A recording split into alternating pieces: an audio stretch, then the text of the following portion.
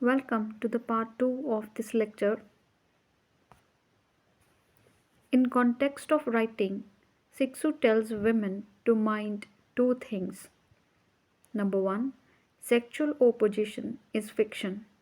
It has only benefited patriarchy. Women have to write beyond this opposition. Secondly, most readers, critics, and even writers are ignorant of difference between male and female writing. Some even believe writing negates sexual difference, and there are people like Derrida who believe that it is in between fluidity of human identity where writing exists. For Cixous, it is important to recognize the difference. Bringing femininity in writing and recognizing it does not mean expulsion of the masculine. Rather, recognizing the difference and the presence of the other sex. Cixous calls for embracing the concept of bisexuality that does not negate the other sex, rather, respects its difference and stirs these differences up. This is called Vedic bisexuality. Cixous criticizes Freud's notion that death and female sex are unrepresentable things. Cixous says patriarchy need to associate femininity with death to promote phallogocentrism.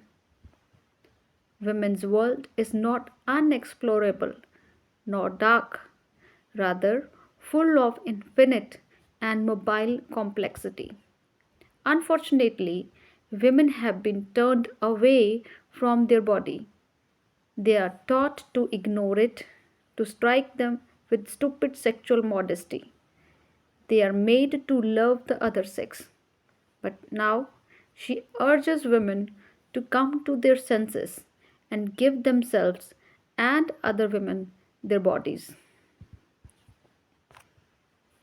Talking about the language that women should use in their writing, she says women should use language that destroys partitions, classes, and regulations. They should use to destroy everything that had stopped them from writing.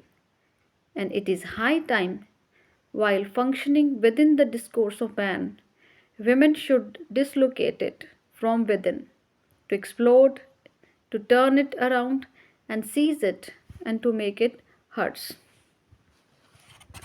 And they should make their own pronouns and own nouns. And that is why Cixous says a feminine text can't fail to be volcanic. Thank you for watching this video and kindly subscribe for more such videos.